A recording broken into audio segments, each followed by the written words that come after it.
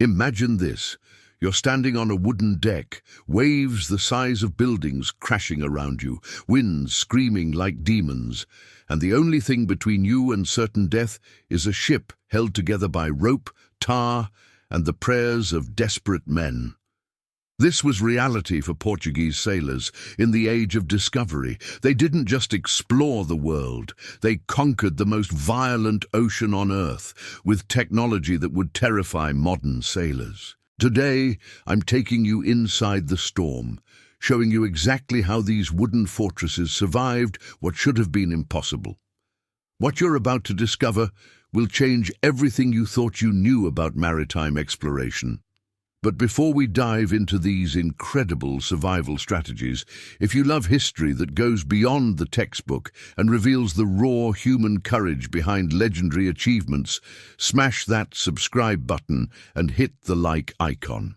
Trust me, you won't want to miss what's coming next. Let me paint you a picture of what Portuguese sailors faced every time they left port. The Atlantic Ocean wasn't just another body of water. It was a killing machine unlike anything Mediterranean sailors had ever encountered, and I'm not exaggerating. You see, the Mediterranean Sea, where European maritime tradition was born, is essentially a large lake, protected, relatively calm, with predictable weather patterns. The Atlantic? The Atlantic is a different beast entirely. We're talking about an ocean that generates weather systems so powerful they can spawn hurricanes that devastate entire coastlines. Storm waves in the North Atlantic regularly reach heights of 60 to 70 feet. That's as tall as a six-story building. And we're not talking about modern steel ships with stabilizers and weather radar. We're talking about wooden vessels barely 100 feet long. But here's what made the Portuguese situation even more terrifying. They were sailing into the unknown. When they began their explorations in the early 1400s, there were no charts, no weather forecasts, no rescue services. Once you sailed beyond Cape Bojador on the African coast, you entered what medieval sailors called the Sea of Darkness. The name wasn't poetic, it was literal. They believed the sun scorched the ocean so intensely that it boiled, that sea monsters lurked beneath the surface, and that ships would simply disappear into an abyss at the world's edge. The reality, as it turned out, was actually more dangerous than the myths. The Atlantic storm systems move in patterns that were completely foreign to Mediterranean sailors. The prevailing winds and currents create what we now call the Atlantic Gyre, a massive circular current system. But the Portuguese didn't know this. They discovered it the hard way, through trial, error, and tremendous loss of life. Ships that sailed straight down the African coast found themselves unable to return home, fighting headwinds that could last for months. The Volta do Mar, the turn of the sea, became their solution. But I'll get to that revolutionary discovery in a moment. What I want you to understand first is the sheer psychological terror these men faced. Modern sailors, even those who've experienced storms at sea, have satellite communications, weather prediction, GPS, and the knowledge that rescue might be possible. Portuguese sailors in the 1400s had none of this. When a storm hit, you were alone with your crew, your ship, and your God. Period. The storms themselves followed patterns the Portuguese learned to recognize but never fully predict. The autumn and winter months brought the most violent weather. Storm systems would roll in from the west, driven by the jet stream, bringing winds that could shred sails in seconds and waves that could snap masts like twigs. Summer offered no guarantee of safety either. Sudden squalls could appear with virtually no warning, transforming calm seas into chaos within minutes. And then there were the unique dangers of specific regions. Cape Finisterre, at the northwestern tip of Spain, earned its name, End of the Earth, through the countless ships it destroyed. The Bay of Biscay became notorious for its sudden violent storms and confused seas, where wave patterns from different directions would clash, creating pyramidal waves that could flip a ship. The waters off Cape Verde and the Canary Islands presented different challenges, doldrums, where ships could be becalmed for weeks, followed by sudden, violent squalls. But perhaps the most psychologically devastating aspect wasn't the storms themselves. It was the duration of exposure. A voyage to India and back could take 2 years. 2 years of constant risk, of never knowing when the next storm would hit, of watching shipmates die from scurvy, dysentery, or being washed overboard. 2 years of wooden ship timbers groaning and creaking, of checking for leaks, of hoping the hull would hold together for just one more day. The Portuguese weren't stupid or suicidal. They faced these dangers because the rewards, new trade routes, gold, spices, glory for God and country, were worth the risk. But they also developed something else, an expertise in storm survival that wouldn't be matched for centuries. And that expertise started with the ships themselves. Now let's talk about the ships that made the impossible possible. Because here's the thing most people don't understand. The Portuguese didn't conquer the Atlantic despite their ships. They conquered it because of them. The caravel represents one of the most significant technological innovations in maritime history, and I'm going to show you exactly why. When the Portuguese began their explorations, European ships were primarily one of two types. You had the heavy, square-rigged cogs and carracks of northern Europe, stable cargo vessels, but about as maneuverable as a floating barn. And you had the lateen-rigged vessels of the Mediterranean, agile, but not designed for ocean storms. The Portuguese needed something different, a ship that could handle Atlantic storms, sail close to the wind for exploration, and still be practical enough to make commercial voyages profitable. The caravel was their answer, and it was revolutionary. First, let's talk about size. A typical caravel was relatively small, between 50 and 80 feet long, sometimes reaching 100 feet for larger versions. This might seem like a disadvantage, but it was actually brilliant engineering. Smaller ships, counterintuitively, often handle storms better than larger ones. They rise with the waves rather than trying to plow through them. They're more responsive to the helm, and critically, they can be operated by smaller crews, which meant fewer mouths to feed on long voyages. But size wasn't the innovation. The sail configuration was. The caravel typically used lateen sails, triangular sails set at an angle to the mast. This configuration, borrowed and adapted from Arab dhows, allowed the ship to sail remarkably close to the wind. While square-rigged ships could only sail effectively with the wind coming from behind or at their sides, caravels could sail at angles as close as 65 degrees to the wind direction. This was game-changing for exploration, because it meant you could actually sail against prevailing winds and explore coastlines systematically. The Portuguese later developed the caravel redonda, which combined square sails on the foremast with lateen sails on the main and mizzen masts. This hybrid design gave them the best of both worlds, the speed and downwind power of square sails when running before the wind, and the maneuverability of lateen sails when sailing upwind or along coasts. But here's where it gets really interesting: the hull construction. Portuguese shipwrights used a technique called carvel planking, edge-to-edge planks that created a smooth hull surface as opposed to the overlapping clinker planking common in northern European ships. This smooth hull reduced drag and made the ships faster and more responsive. The hull shape itself was revolutionary, a relatively shallow draft that allowed exploration of coastal waters and rivers, combined with a rounded hull form that could better absorb the punishment of Atlantic waves. The keel design deserves special attention. Portuguese caravels had a deep, heavy keel that acted as a counterweight, keeping the ship stable even when hit by beam waves striking the ship from the side.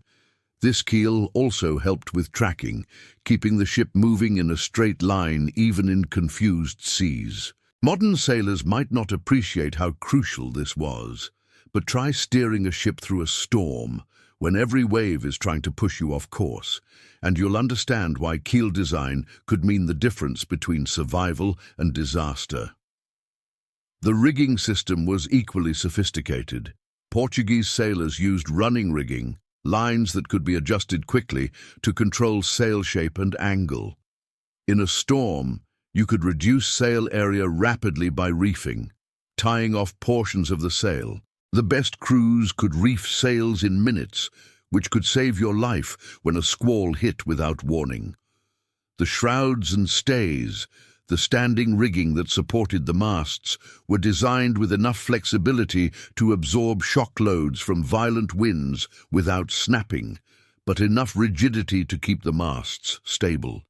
Now let's talk about what held these ships together, because this is where Portuguese expertise really shines. The entire hull was caulked, sealed, with oakum, which is essentially old rope fibers mixed with tar.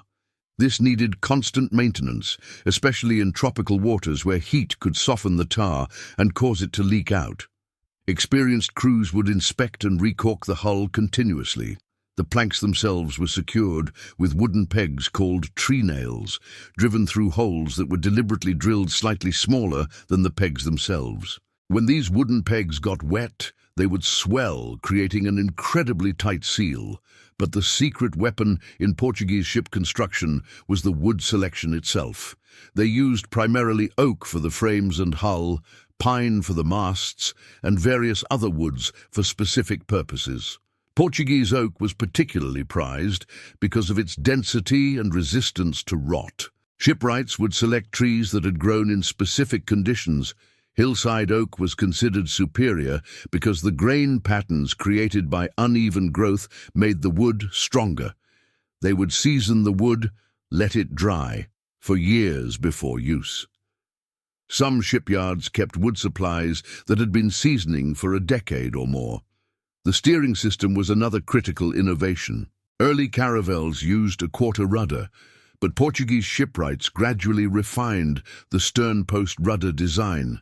A rudder mounted on the rear centerline of the ship, controlled by a whipstaff that connected to a tiller below deck.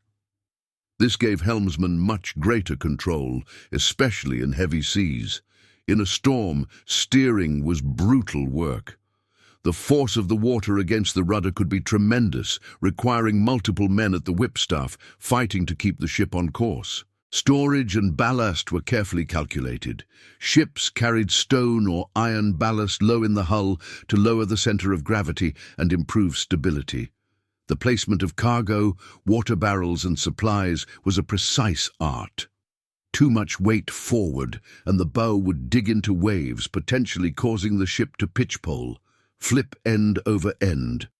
Too much weight aft and steering became difficult. An experienced master knew exactly how to load his ship for both cargo efficiency and storm survival.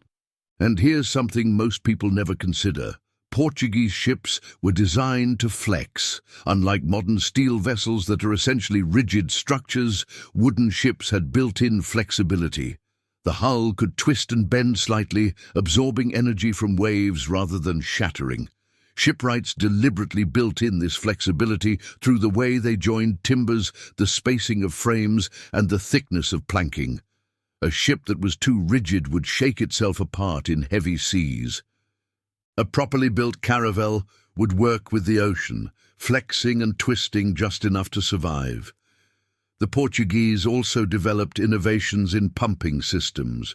All wooden ships leak to some degree, and in storms the leaking increases dramatically. Portuguese ships used chain pumps, continuous loops of chain with wooden discs that lifted water from the bilge, the lowest part of the ship, up and out through deck scuppers. Keeping ahead of leaks in a storm was absolutely critical. Crews would work the pumps in shifts, constantly, sometimes for days on end during extended storms. These weren't just ships. They were carefully engineered survival systems, refined through decades of experience, incorporating knowledge from Mediterranean, Arab, and Northern European traditions, and improved through painful trial and error.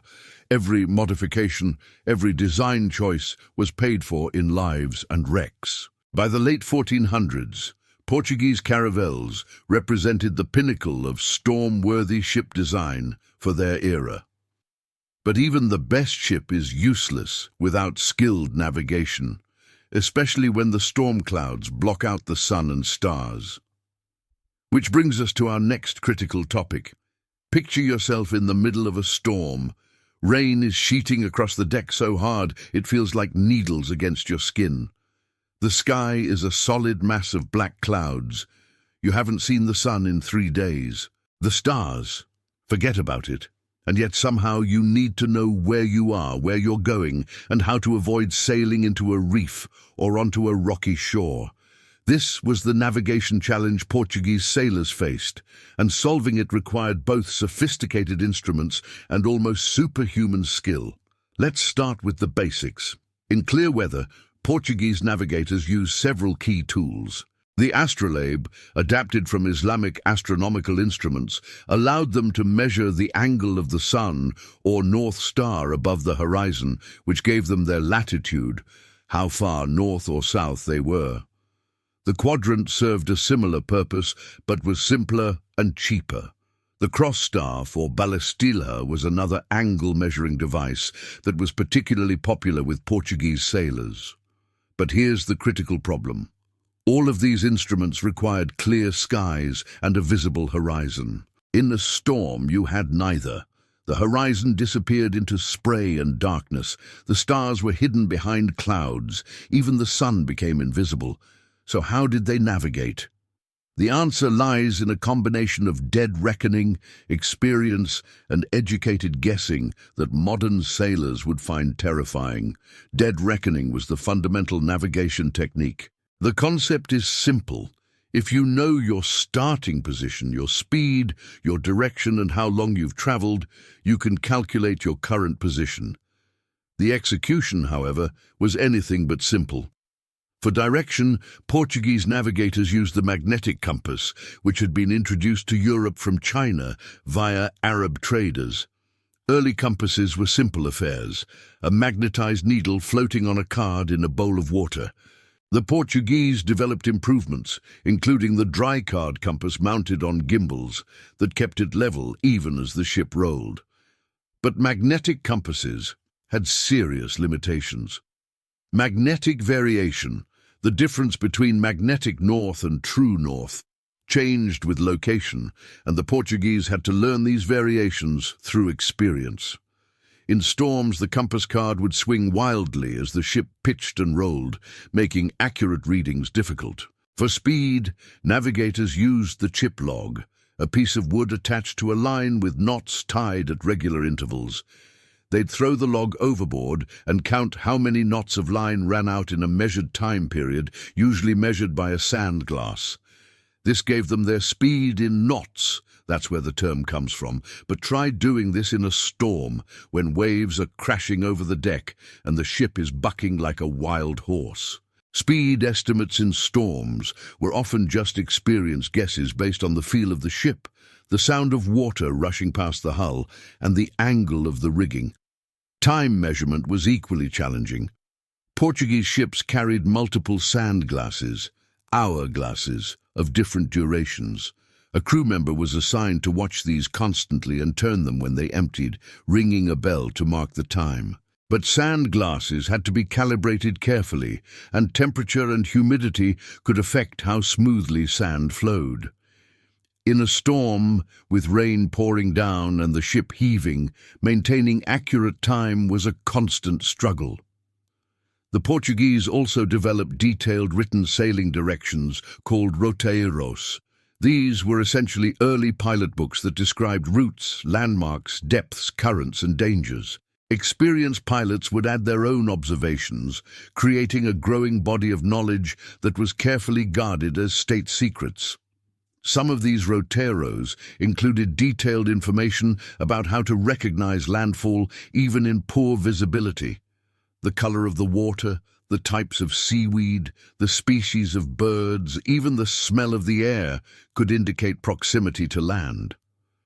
But the most sophisticated navigational tool the Portuguese possessed wasn't an instrument, it was human expertise. Master pilots developed an almost supernatural ability to navigate by feel and observation. They could estimate the ship's position by the pattern of waves. Atlantic swells have characteristic patterns that change with proximity to land or depth changes. They could read clouds, knowing that certain cloud formations indicated land over the horizon. They could interpret the flight patterns of birds, the presence of floating vegetation, even the color and temperature of the water. This expertise was developed through years at sea and was passed down through apprenticeship. Young boys would go to sea as ship's boys and spend decades learning the craft. The best pilots were worth their weight in gold, literally. Royal pilots received substantial salaries and prestigious appointments because their knowledge could mean the difference between a profitable voyage and total disaster. In storms, navigation became even more about instinct and experience. Experienced captains developed a sense for the ship's movement that allowed them to estimate position even in the worst conditions. They would note when they felt the ship begin to slow, indicating they might be entering shallower water. They would recognize changes in wave patterns that suggested nearby land. They would literally taste the water because fresh water runoff from rivers changed the salinity and could indicate proximity to a coast. The Portuguese also pioneered systematic depth sounding. The lead line, a weighted line marked at regular intervals, was used to measure water depth continuously in coastal waters. The weight on the end was hollowed out and filled with tallow or wax, which would pick up samples of the bottom. Experienced navigators knew what type of bottom, sand, mud, rock, shell, corresponded to different locations along a coast. In approaching the Tagus River entrance at Lisbon, for example, a pilot could identify his position even in fog by the depth and bottom samples. But perhaps the most critical navigational innovation the Portuguese developed was the volta do mar, the turn of the sea. This wasn't an instrument, it was a route strategy based on understanding Atlantic wind and current patterns. Instead of trying to sail directly back north against prevailing winds and currents after rounding Africa, Portuguese navigators discovered they could sail far out into the Atlantic, almost to Brazil, where they would catch westerly winds that would carry them back to Europe. This enormous loop route, which seems counterintuitive, was actually much faster and safer than trying to force their way up the African coast against headwinds and the Canary Current. This discovery represented a profound understanding of global wind patterns, what we now call the trade winds and westerlies. The Portuguese learned that Earth's wind patterns created reliable highways across the ocean, but they also learned that storms could disrupt these patterns, and that knowing when to stick to the route and when to deviate required constant observation and adjustment. In the worst storms, when all else failed, Portuguese sailors would heave to, essentially stopping the ship's forward motion by adjusting the sails so they worked against each other. The ship would drift slowly sideways, creating a slick of calm water to windward that would help break approaching waves. This was purely a survival technique. You were no longer trying to navigate anywhere except away from danger. Captains would heave to when they had sea room, open ocean with no land nearby, and simply try to ride out the storm. And sometimes, despite all their skill and knowledge, they would get lost. Completely, utterly lost. Ships would miss their intended landfall and have no idea where they were.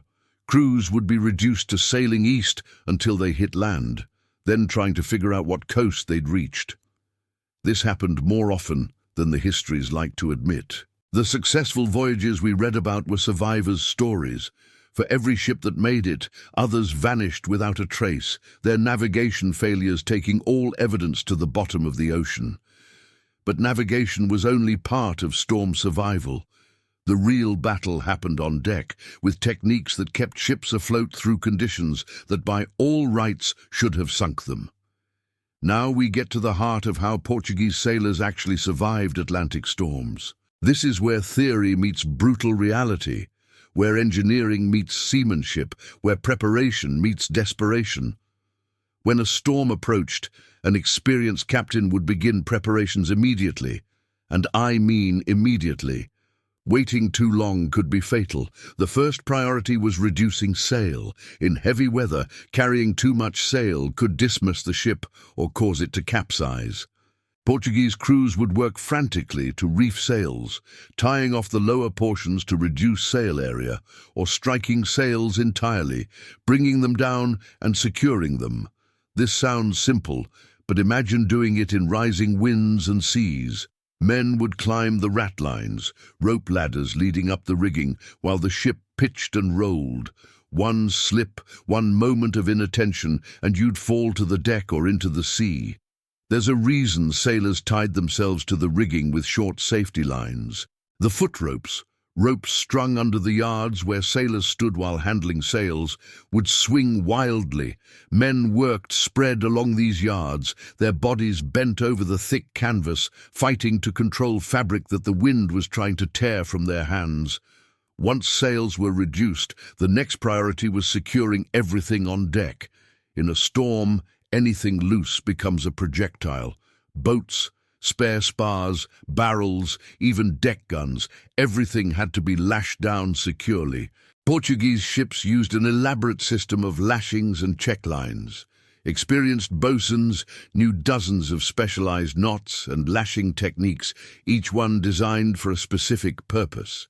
A poorly secured object could break loose and crash across the deck, potentially killing crewmen or damaging critical equipment. The Portuguese developed specific storm sail configurations. Instead of full working sails, they would rig storm sails, smaller, heavier pieces of canvas designed to handle extreme winds. The storm jib, a small triangular sail at the bow, gave just enough forward motion for steering control. A storm trysail on the mainmast, much smaller than the regular mainsail, provided additional stability and some driving force. The key in a storm wasn't speed, it was control. Portuguese captains wanted just enough sail to maintain steerage way, the minimum forward motion needed to keep the rudder effective, while preventing the ship from being driven too hard into waves or being rolled by beam seas. Speaking of beam seas, wave angle was critical. The most dangerous situation was when waves hit the ship from the side, a beam sea, which could cause capsizing. Portuguese sailors understood that you needed to keep the ship's bow or stern into the waves. This meant constant vigilance at the helm, with multiple helmsmen fighting the whipstaff to maintain angle to the waves. If waves came from directly ahead, the technique was to slow down enough that the ship would rise over waves rather than ploughing through them, but maintain enough speed for steering control. If waves came from behind, a following sea, the danger was being pooped, having a wave break over the stern, potentially swamping the ship or sweeping crew overboard. Portuguese sterns were built relatively high, partly to defend against this, but skilled helmsmanship was still essential. Now let's talk about one of the most critical storm survival techniques: pumping. Water intrusion in storms was inevitable and constant. Waves breaking over the deck would find every gap and seam. The ship's natural flexing would open tiny gaps in the hull planking. The sheer force of waves pounding against the hull would force water through the caulking. Portuguese ships maintained continuous pumping watches in storms. Men would work the chain pumps in shifts, lifting thousands of gallons of water from the bilge. This was exhausting, brutal work. You'd stand at the pump handles, working them up and down in rhythm with your mates for hours at a time. Your hands would blister, then the blisters would tear, and you'd keep pumping because the alternative was drowning. The ship's carpenter, the carpintero, was critical in storms. He would constantly inspect the hull, checking for leaks, loose planking, or structural damage. He carried caulking materials, oakum and tar, and would stuff leaks as they appeared. For serious hull damage, he might have to construct collision mats, canvas sheets studded with oakum that could be dragged over the outside of the hull and sucked against a hole by water pressure. If damage was below the waterline, where it couldn't be reached from inside, men might have to go over the side in a storm, usually a death sentence, to try to position these mats. Portuguese sailors also used a technique called scudding in the most extreme conditions. This meant running before the storm, letting it push you where it would, with minimal sail or even bare poles. You'd essentially surrender to the storm's direction, focusing entirely on keeping the stern to the waves and preventing broaching, being turned sideways to the waves. Scudding was a last resort because you had no control over your course and could be driven onto rocks or shoals. But sometimes survival trumped navigation. Another critical technique was deploying sea anchors or drogues. These were essentially large canvas cones or bundles of rope and canvas thrown overboard and attached to the bow or stern by heavy lines. They would drag through the water, creating resistance that kept the ship's head or stern into the waves and slowed its drift. This was particularly useful when hove to or when you needed to slow the ship's progress in a following sea. Lightning protection was another concern. Portuguese ships would sometimes rig chains or metal rods from the masts into the water, creating a crude lightning conductor. If lightning struck the mast, a real danger, given that wooden ships with tall masts were often the highest point in a flat ocean, the goal was to channel the electricity into the water rather than having it blow through the hull or ignite stored materials. Fire was actually one of the greatest dangers in storms. This seems counterintuitive. How can fire be a problem when you're soaking wet? But the galley stove, lamps, even flint and steel for lighting pipes all posed fire risks. In a storm, a loose lamp could fall and ignite canvas, wood, or worst of all, the stores of tar, oil and pitch used for ship maintenance.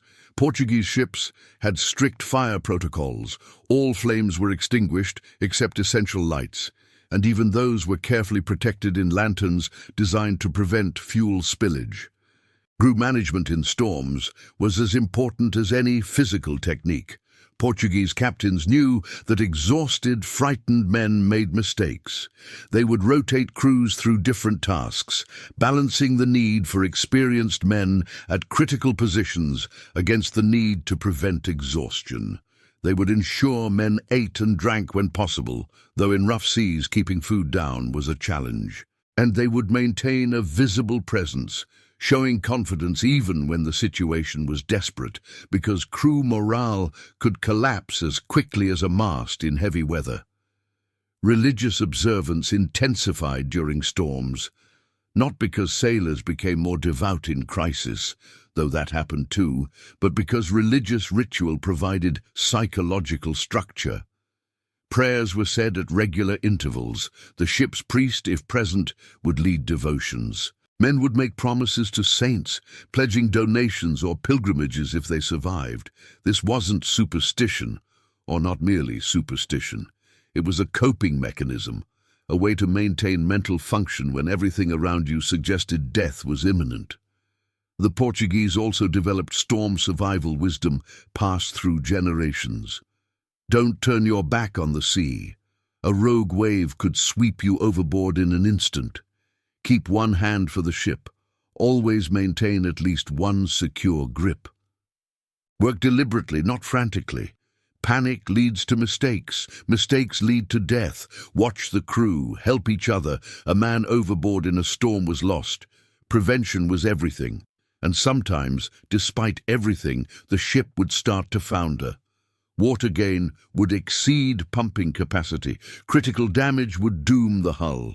In these situations, Portuguese captains had to make brutal decisions. They might jettison cargo to lighten the ship and raise the leaks higher above the waterline. They might cut away masts, sacrificing the ship's ability to sail to eliminate the weight and windage that was helping capsize it. They might even make the agonizing choice to abandon ship if boats could be launched safely, though in Atlantic storms this was usually suicide.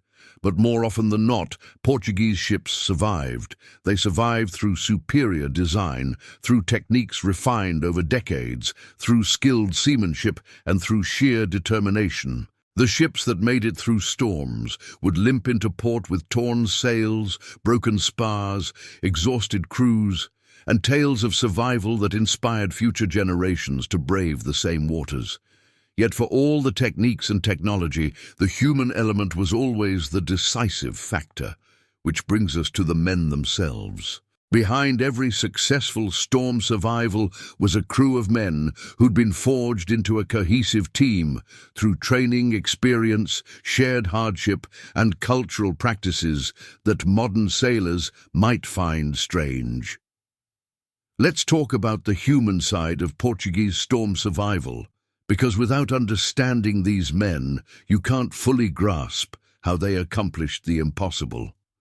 Portuguese maritime culture in the age of discovery created a unique class of professional sailors. These weren't conscripted peasants or temporarily employed farmers.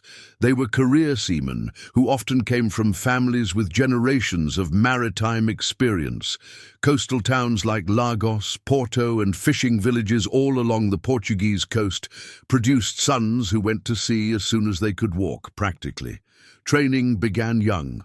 Boys as young as 8 or 9 would ship out as grumettes, ship's boys. They'd perform basic tasks, serving food, running messages, assisting the cook, learning rope work.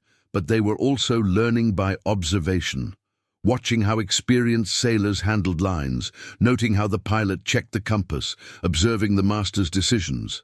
This apprenticeship system meant that by the time a man reached his 20s, if he'd been at sea since childhood, he had over a decade of experience. The hierarchy on Portuguese ships was strict but functional. At the top was the captain, the capitão, who was often a nobleman or military officer. He had overall command, but smart captains deferred to their pilots on navigation matters. The pilot, the piloto, was the true professional navigator, often the most experienced and knowledgeable man aboard. Below them came the master, the mestre, who supervised the crew and managed the ship's operation. The boatswain, the contramestre, handled rigging and deck work. The carpenter, carpintero, maintained the hull and structure. And then there were the ordinary sailors, mariantes, and the soldiers, soldados, who served as both military force and extra hands. This hierarchy was critical in storms. Everyone knew their role, their responsibilities, and who gave orders. There was no time for debate or democracy when waves were crashing over the deck. A captain would make strategic decisions, whether to run before the storm or heave to, whether to seek shelter or ride it out. The master would translate these into tactical orders. The boatswain would direct specific work parties, and everyone else would execute instantly and without question, because hesitation could kill. But Portuguese sailors weren't robots following orders. They were skilled professionals who understood their craft deeply. An experienced sailor could tell you how much strain a particular line could handle, which knots were appropriate for what conditions, how to coil rope so it would run free when needed. They could work by feel in darkness, their hands finding lines and cleats by memory. They developed an almost instinctive sense for the ship's motion, anticipating rolls and pitches, timing their movements to work with the ship rather than against it. The physical toughness required was extraordinary. Portuguese sailors worked constantly exposed to the elements. Their clothing was simple, loose canvas trousers, shirts, perhaps a leather jerkin, and in cold weather, wool. But these garments offered limited protection. In storms, you were essentially soaked through immediately and remained wet for days or weeks. Hands became calloused and scarred from rope work, faces weathered to leather from sun, wind, and salt spray. Men developed distinctive rolling gaits that helped them maintain balance on moving decks. The diet aboard ship was another test of endurance. Standard rations were biscuit, hardtack, that was often infested with weevils, dried or salted fish, salted meat when available, dried beans, and occasional fresh food at the start of voyages or when in port. Men drank wine or beer because water stored in wooden casks went foul quickly. In storms, hot food was impossible, so crews would gnaw cold rations while water poured over the deck. Scurvy, vitamin C deficiency, was a constant threat on long voyages, though the Portuguese learned that carrying citrus helped. Mental toughness was equally important. Imagine spending weeks or months at sea with no privacy, no comfort, constant danger, and no certainty of survival. The psychological pressure was intense. Portuguese maritime culture developed coping mechanisms. Camaraderie was one. Sharing hardship created bonds. Humor was another. Sailors developed dark, morbid jokes about drowning, storms, and death. Storytelling was critical. Experienced sailors would share tales of previous voyages, of storms survived, of ports visited.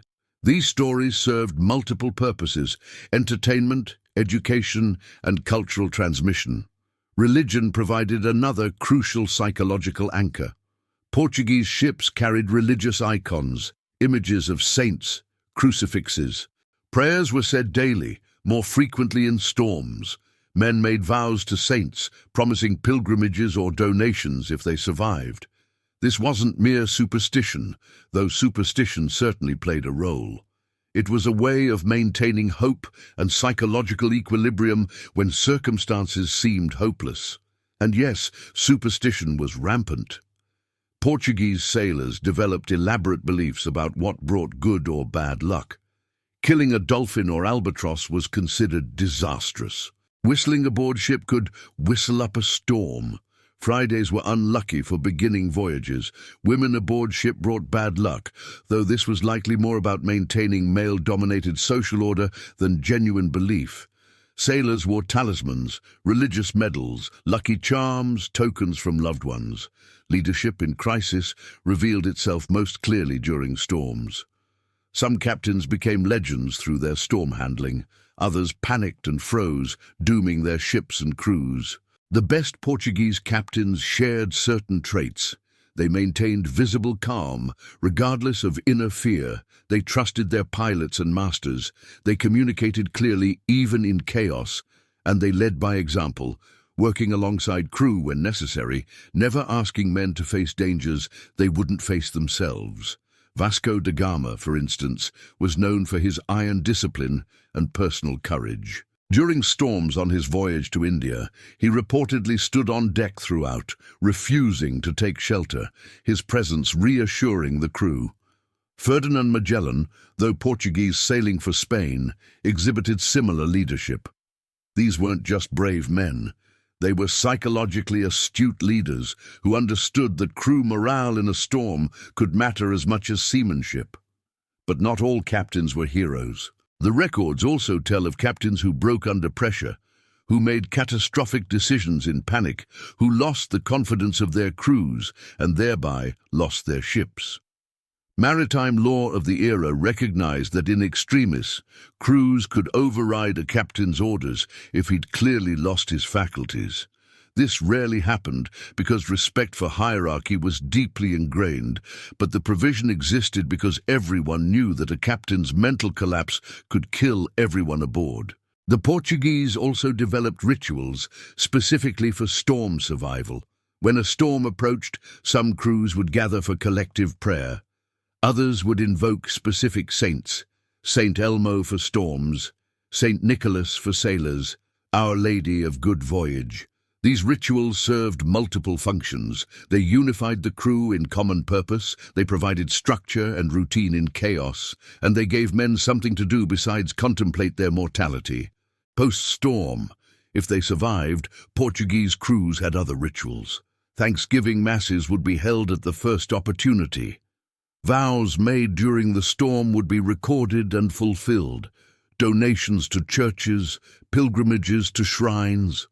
Some sailors would have religious tattoos added, commemorating survival. Others would commission votive offerings, small ship models or paintings depicting the storm, to be placed in churches as thanks for salvation.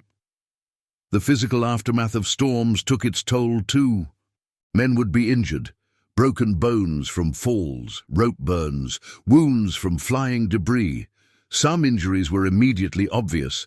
Others, like internal injuries from being slammed against bulkheads, might kill men days later. Hypothermia was common in cold Atlantic waters. Exhaustion could be so profound that men would sleep for days once the storm passed. And psychological trauma was real. Though not recognized as such, what we might now call PTSD manifested in nightmares, fear of returning to sea, or conversely, reckless behavior born of feeling invulnerable after survival. Yet despite all this, the danger, the hardship, the trauma, men returned to sea again and again. Some had no choice. It was their livelihood and they knew no other trade. But many could have chosen other paths, yet didn't. There was something in the life that drew them. The adventure, the camaraderie, the prestige that came with survival, perhaps even addiction to the intensity of the experience. Men who'd survived multiple Atlantic storms had status in maritime communities. Their experience was valuable, their stories fascinating, their expertise literally life-saving for future crews. This human element, the training, the culture, the psychology, the leadership, was as crucial to Portuguese success as any ship design or navigation technique. But success had limits. Sometimes, despite everything, ships failed and men died. These disasters taught lessons that shaped future survival. Now we need to talk about the failures, because the history of Portuguese Atlantic exploration isn't just a story of triumphs. It's also a story of disasters, each one a tragedy, but also a source of lessons that improved future survival chances. The Portuguese were remarkably secretive about their losses. Royal policy deliberately suppressed news of disasters to prevent discouraging future expeditions and to hide the true costs from rival nations. But enough information survives to paint a sobering picture. Let's start with numbers. Best estimates suggest that during the peak decades of Portuguese exploration, roughly 1470 to 1570, somewhere between 1/4 and 1/3 of all ships sent to India and beyond never returned. Some of these were lost to storms, others to combat, disease, fire, or navigational errors leading to grounding, but storms claimed a huge proportion. One of the earliest documented major disasters was the loss of ships from Bartolomeu Dias's expedition in 1488. Dias led 3 ships around the Cape of Good Hope, the first European to do so, but lost 1 ship in a storm off the African coast. The exact circumstances weren't recorded in detail, but what we know suggests the ship was caught in a typical Cape storm. Violent winds, confused seas and waves that simply overwhelmed the vessel. All hands were lost. This established a pattern. The Cape of Good Hope earned its name ironically. It was originally called the Cape of Storms by Dias himself. King Juan II allegedly renamed it to sound more optimistic, but the name didn't change the reality. The waters off the Cape became notorious as one of the most dangerous places on Earth. The confluence of the warm Agulhas current from the Indian Ocean and cold water from the Atlantic created extreme weather. Modern ships still respect these waters. For wooden Portuguese vessels, they were a gauntlet that claimed ship after ship. The fleet of Francisco de Almeida in 1505 provides another instructive disaster. 13 ships left Portugal for India. Off the African coast, the fleet encountered a massive storm. Sources describe waves as high as mountains and winds that tore sails to ribbons. 3 ships were lost with all hands. Over 300 men drowned. Another 2 ships were so damaged they had to turn back to Portugal. Only 8 ships completed the voyage, and even those arrived battered and depleted. What went wrong? Analysis of the descriptions suggests several factors. The fleet was caught relatively close to shore, limiting their ability to maneuver. The storm intensified much faster than expected, and critically, some of the ships were older vessels that hadn't been properly maintained. False economy that cost lives. This disaster led to stricter inspection protocols for ships leaving Portugal and better maintenance standards. The wreck of the San Juan in 1552 became famous because survivors published detailed accounts. The ship was returning from India with a full cargo when a storm caught it off the coast of South Africa. The ship's seams opened, the caulking failed under the pounding of waves. Water poured into the hold faster than crews could pump. The captain tried to beach the ship to save lives, but the coastline was rocky and surf-pounded. The San Juan struck rocks and broke apart. About 100 people made it to shore, but then faced a different ordeal, crossing hundreds of miles of African wilderness to reach Portuguese settlements. Many died in the attempt. The survivors' accounts provide invaluable details about storm conditions and ship failure modes. From the San Juan disaster came several improvements. Portuguese shipwrights began using a higher grade of caulking and more of it. They reinforced hull planking in critical areas. And they developed better protocols for cargo securing, because the San Juan's accounts described cargo breaking loose in the hold and damaging the hull from inside. The loss of the São Paulo in 1560 illustrates a different type of storm failure. This ship survived the storm itself, but was so damaged, broken masts, torn rigging, leaking hull, that it couldn't make port. It drifted for weeks, crew dying of thirst and hunger before finally sinking. This highlighted that storm survival wasn't just about making it through the storm. You needed enough structural integrity and supplies to reach safety afterward. This led to improved standards for emergency supplies and redundant equipment. Perhaps the most catastrophic Portuguese maritime disaster was the 1571 hurricane season that devastated multiple fleets in the Atlantic. At least 8 ships were lost, possibly more. Records are incomplete. This cluster of losses shocked Portuguese authorities into action. They commissioned the first systematic study of Atlantic storm patterns, essentially the beginning of maritime meteorology. Pilots and captains were surveyed about their storm experiences. Patterns emerged about seasonal storm frequencies, typical storm tracks, and danger zones.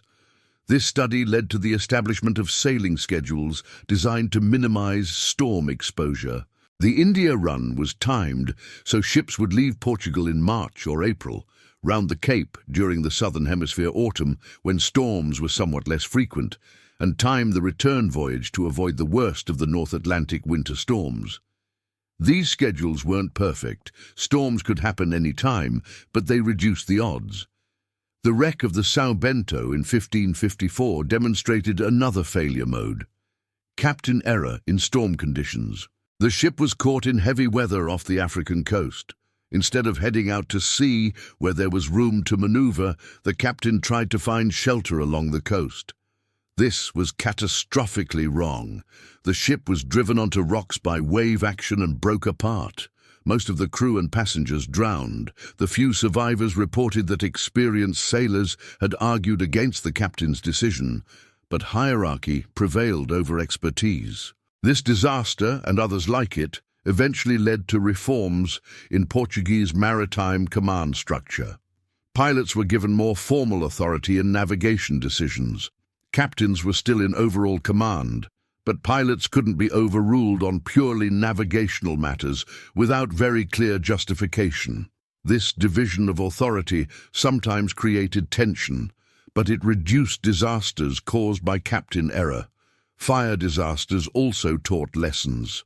The São Tomé burned and sank in 1589 after a storm. The ship survived the storm, but apparently a lantern broke loose in the galley during heavy weather, starting a fire that couldn't be controlled. All hands were lost. This led to stricter rules about fire safety during storms. Essentially, all open flames were to be extinguished except absolutely essential lights, and those had to be in properly secured lanterns with multiple safety features. Not all disasters were purely storm-related. The Cinco Chagas in 1594 was damaged in a storm, then attacked by English privateers while limping home. Unable to maneuver effectively because of storm damage, the ship was captured and looted. This highlighted that storms created vulnerabilities beyond immediate sinking. Damaged ships became targets. The solution was convoy sailing where possible, so damaged ships could be protected by undamaged ones. The cumulative lesson from all these disasters was that storm survival required redundancy and defense in depth. You needed multiple pumps in case some failed, multiple sets of storm sails in case some were destroyed, extra cordage and spare spars, skilled crew members who could take over if others were injured, multiple food and water stores in different parts of the ship. The best Portuguese ships of the later 16th century embodied these lessons, with redundancy built into every system. But perhaps the most important lesson was psychological. Portuguese mariners learned that storms were survivable if you did everything right. But there was always an element of chance. The best ship, best crew, best captain could still be lost if conditions were extreme enough or luck turned bad enough. This created a culture that was both technically excellent and philosophically resigned to risk. Portuguese sailors became fatalistic without being passive. They did everything humanly possible to survive, then accepted that the outcome wasn't entirely in their hands. These disasters also affected Portuguese exploration strategy. By the mid-1500s, the Portuguese were losing ships at such a rate that the India trade was becoming financially precarious. This was one factor that eventually led to decline in Portuguese maritime dominance. They simply couldn't sustain the loss rates indefinitely. Other nations, learning from Portuguese experience and adopting Portuguese techniques without having paid the same butcher's bill in trial and error, gradually matched and then exceeded Portuguese capabilities. But the legacy of Portuguese storm survival techniques lived on, spreading through the maritime world and influencing ship design and seamanship for centuries. Everything I've told you about Portuguese storm survival techniques, the ship designs, the navigation methods, the crew training, the hard-won lessons, didn't stay Portuguese property. These innovations spread throughout the maritime world and fundamentally changed how humans interacted with the ocean. The caravel itself became the template for exploration vessels worldwide.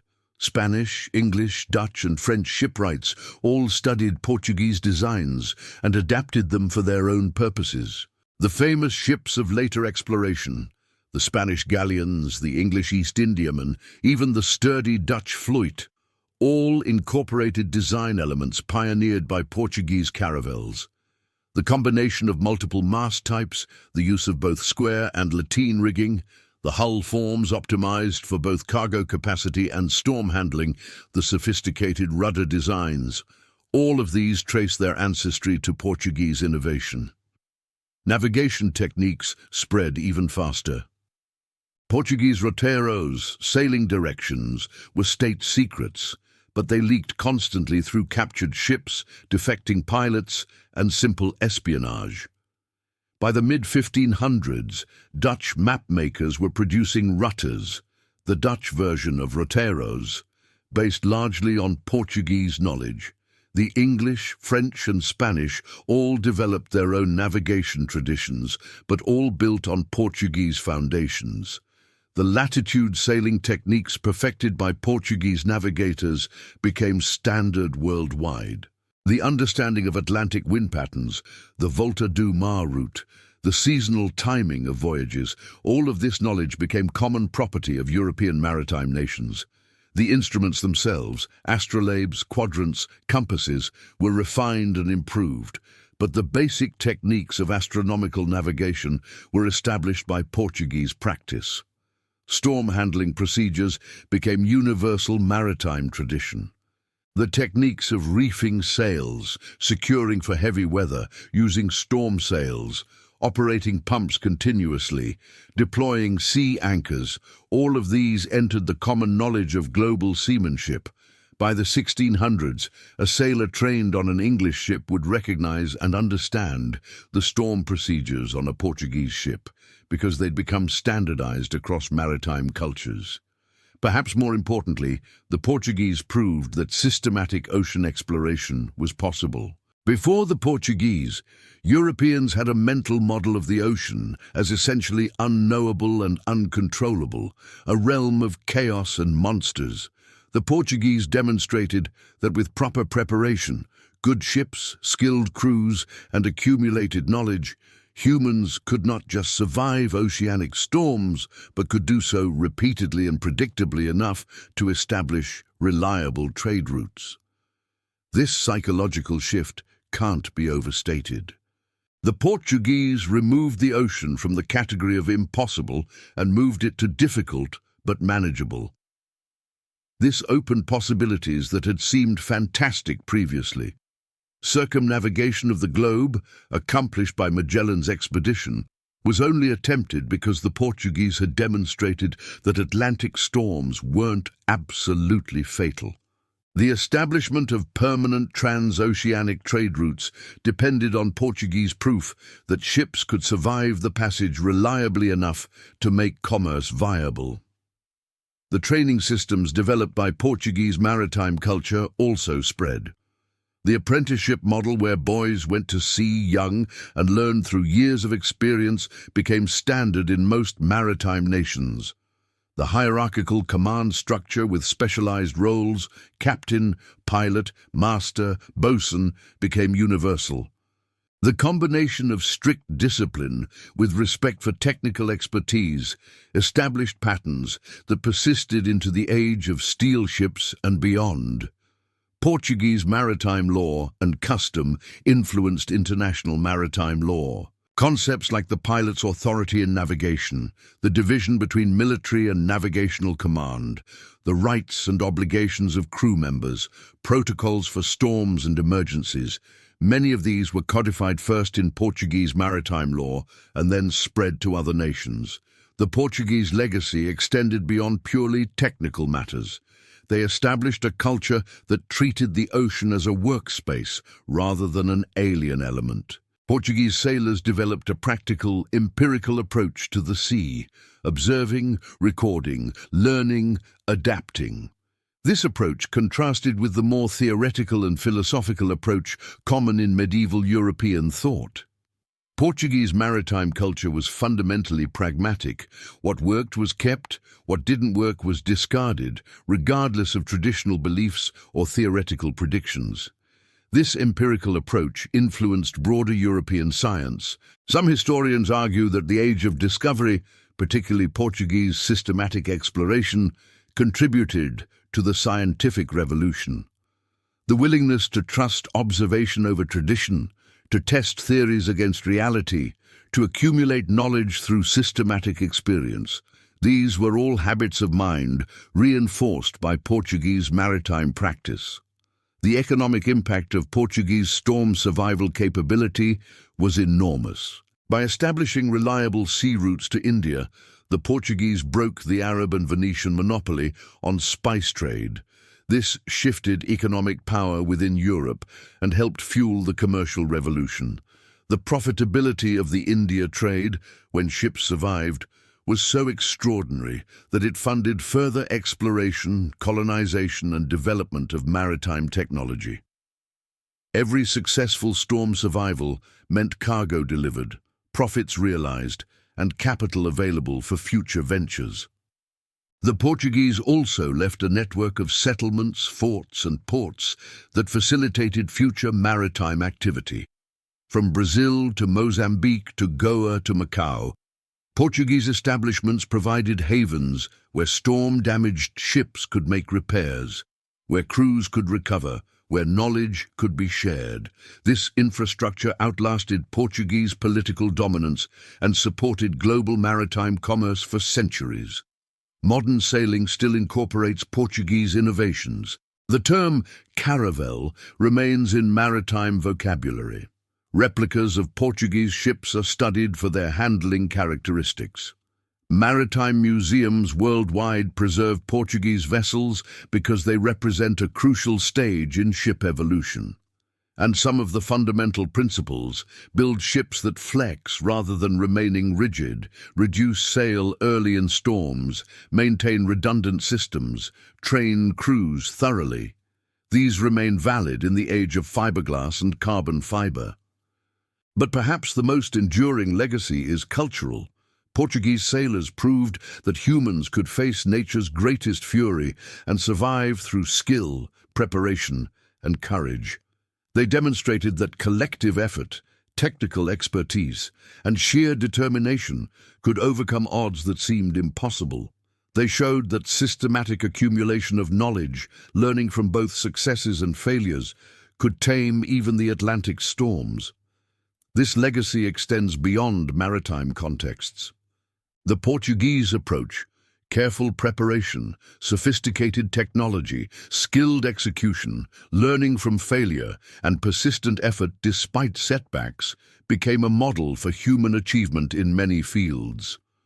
Space exploration, for instance, shares many parallels with Portuguese maritime exploration, journeying into hostile environments, relying on technology at its limits, accepting high risks for knowledge and advancement, and building capability through systematic learning. Every time modern sailors study weather patterns before a voyage, check their equipment thoroughly, maintain multiple safety systems, and train for emergencies, they're following patterns established by Portuguese sailors 5 centuries ago. Every time engineers design systems with redundancy and failure tolerance, they're applying principles Portuguese shipwrights learned through bitter experience. Every time we plan dangerous ventures by studying past attempts and learning from failures, we're using the methodology Portuguese navigators developed. The Portuguese proved that the Atlantic could be crossed, not once by luck, but repeatedly by design. They proved that storms could be survived, that trade routes could be established, that human ingenuity could expand the bounds of the possible. They paid an enormous price in ships and lives, but they created knowledge that benefited all humanity. And that brings us to you, because these stories aren't just history, they're inspiration for facing our own challenges today. We've journeyed together through storms, watched wooden ships battle waves that should have destroyed them, and met sailors whose courage and skill defy easy comprehension. But history isn't just about the past. It's about understanding human capability, learning from those who came before us, and applying their lessons to our own challenges. Think about what the Portuguese sailors faced. Situations that seemed impossible, risks that seemed suicidal, challenges that would make most of us turn back. Yet they persisted, they innovated, they learned from failure, they supported each other, and they succeeded in ways that changed the world. What in your life seems impossible right now? What challenges are you facing that feel overwhelming? The Portuguese didn't have all the answers when they started. They figured it out through determination, creativity, and refusal to give up. They made mistakes, suffered setbacks, lost friends and shipmates, but they kept going. I want to hear from you. What surprised you most in this exploration of Portuguese storm survival? Was it the sophisticated ship design, the navigation techniques, the training systems, the human courage? Drop a comment below and share your thoughts. These discussions help all of us learn and see things from new perspectives. And if you found this deep dive valuable, if you appreciate history that goes beyond the surface to reveal the real human story, then subscribe to this channel right now. Hit that subscribe button and turn on notifications because I've got more incredible historical deep dives coming. We're going to explore the Vikings' navigation secrets, the Polynesians' extraordinary Pacific voyages, the engineering behind Roman roads, and so many more stories of human achievement that will blow your mind. Share this video with someone who loves history, who faces their own challenges, or who simply appreciates stories of human excellence. These stories deserve to be known, and you can help spread that knowledge. Leave a comment telling me what historical topic you'd like me to cover next. What civilization, what achievement, what survival story fascinates you? I read every comment, and your suggestions directly influence what I research and produce next. The Portuguese sailors who battled Atlantic storms didn't have social media, but they had something even more powerful. They shared their knowledge, taught the next generation, and built on each other's experience. We can do the same. This channel is about building a community of people who appreciate human achievement, who want to understand how seemingly impossible things were accomplished, and who believe that studying the past makes us better equipped for the future. So take that step. Subscribe, comment, share. Be part of this community, because just like those Portuguese crews who survived through collective effort and shared knowledge, we're better together than alone. The Atlantic still storms, ships still face dangers, but because of what the Portuguese learned and shared, we face those challenges with knowledge they paid for in blood and courage. Their legacy lives on every time someone studies history, learns from the past, and applies those lessons to make the future better. Thank you for joining me on this journey through storms and survival. Thank you for caring about these stories. And thank you for being part of this community that believes history matters, that human achievement inspires, and that the lessons of the past illuminate the path forward. Until next time, keep exploring, keep learning, and keep pushing the boundaries of what's possible. The Portuguese proved that storms can be survived. What impossible thing will you prove possible? Subscribe, comment, share. And I'll see you in the next deep dive into history's most incredible achievements.